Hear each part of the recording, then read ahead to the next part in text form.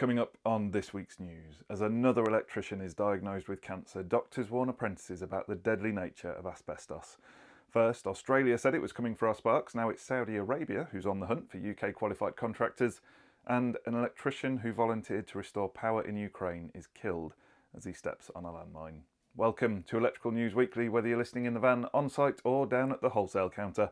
I'm Joe Robinson and I've been through the best of the electrical industry news to save you the trouble. And as always, if you think you've spotted the two words that I've been challenged to slip into this week's show, comment with them below for the chance to win a prize. Apprentices and young electricians are being warned this week about the trade's silent killer, asbestos. The alert goes out as yet another retired spark is diagnosed with asbestos-related cancer. Warren Parker believes his 40-year career of wiring in walls and ceilings regularly exposed him to the lethal substance, and now he's planning to take legal advice. The Health and Safety Executive has launched a campaign to raise awareness of the risks of asbestos with millennial and Gen Z electricians and tradespeople. The executive is concerned that young workers don't take it seriously, as they may believe that the risks only affect older people who worked before the asbestos ban in 1999. However, 5,000 people still die from asbestos-related illnesses every year. Asbestos was once used for insulation and can still be found in many buildings built or refurbished before the year 2000. In fact, over a third of tradespeople encounter it every month. The problem is also that once you inhale the tiny fibres in asbestos dust, the symptoms may take 20 to 30 years to develop. The symptoms of asbestosis include persistent cough, shortness of breath, wheezing, pain in the chest or shoulder, tiredness and swollen or clubbed fingertips.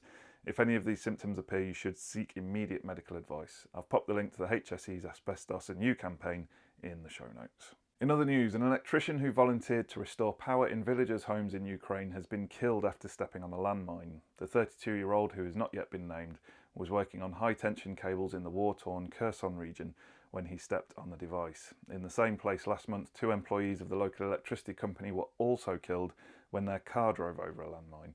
We extend our sympathy and thoughts to all members of the trade killed or injured by the hostilities in that terrible ongoing conflict. Now, last month we reported on a daring bid by Australia to woo qualified British electricians down under with the promise of high wages and a sunshine lifestyle. This week, another country with top salaries and a warm climate joined the bidding war. Saudi Arabia says it has identified electricians as one of 5 key skills that the kingdom needs to attract, and it says it has lots to offer Brits. Unlike Australia, alcohol is off the cards, but there are other compensations. Incentives include zero-rated personal income tax, top beaches, excellent cuisine and activities such as golf and diving. The electrical system and wiring regulations are similar to here, but the country uses a baffling array of sockets, including the classic BS1361 and a mixture of 110 volt or 220 volt, depending on which region, city or even hotel you visit. So double check before you plug anything in, as it could either not work or worse, go bang. And be aware the supply runs at a frequency of 60 Hz, and so your alarm clock might run a bit fast. Still, if you're like us and busy as a bumblebee, maybe the early start will help. I've popped a link to the embassy in the show notes. In product news, Viridian has unveiled a special safety enclosure for DC connectors in solar installations. PV panels on the roofs of buildings often have their DC connectors near combustible materials such as tile battens, roofing membrane, rafters and insulation. And researchers found that the DC connector is the second most likely cause of a solar fire after the isolator switch. So the company has developed a ceramic enclosure that simply snaps over the DC connector. Called the arc box, it ensures that if an arc ever occurs, it is safely contained and doesn't spread to combustible materials. Irish firm Protrays has won yet another award for its unique trunking tools. Cable trays and trunking are normally fixed down to uni-strut bracketing or a strut channel with M6 roofing bolts, but the company says most electricians don't have the right drivers and struggle with improvised screwdrivers and tools. So Protrays developed a dedicated range of M6 and M8 roofing bolt drivers. They say they're safer, easier and quicker. Also new this week is a chunky battery for home and businesses. Powervolt P4 has capacities from 8 kWh to 24 kWh and it's fully compatible with solar and wind turbine systems. The P4 can also be multiplied to form a 3-phase system offering a hefty 72 kWh storage capacity. Special software optimises the device on a daily basis depending on the customer's tariff, power use and weather predictions to ensure the most effective energy consumption. Retrotouch has unveiled a wireless light switch that doesn't need wiring or batteries. The Bluetooth switch comes in a kit form with a receiver that can switch devices such as lights. It uses kinetic power technology from an ocean, so it doesn't need a battery. You can also use the app to set up voice control with Alexa. It's perfect for applications where it's really difficult to install Twin and Earth.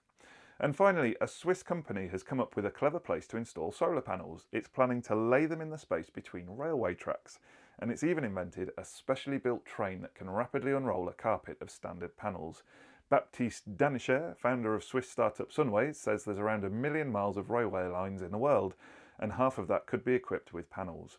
The first trial installation is taking place on a piece of track in Switzerland. We wait with bated breath to see if it will reduce the ongoing apocalyptic energy crisis. Now, just before we get to your favourite bit of the show where I reveal last week's challenge words and winners, we want to thank our premium partners. We couldn't make the news without you. First up, for all your circuit protection needs, they're like having an Italian star striker in your Premiership team, it's Luden Palazzoli. And the best thing to come out of Yorkshire since stainless steel, it's Doncaster Cables, the home of EV Ultra and other groundbreaking and quality cables. And one of the biggest lighting companies in the world, because their capital is always Dublin, it's Irish lighting manufacturer Robus, home of great quality and innovative lighting products. Big thanks to you all, we really do appreciate your ongoing support for the news. If you think you know the words I've smuggled into this week's show, pop your guess into the comments and we'll dig out a goodie bag prize to the first to get the right answers. Last week's words were silhouette and zigzag, and the first person to get both right is obviously a super competitive fan of classic board games off of the 70s. Well done to you, Connect 4 King. Make sure you click the link in the description to claim your prize.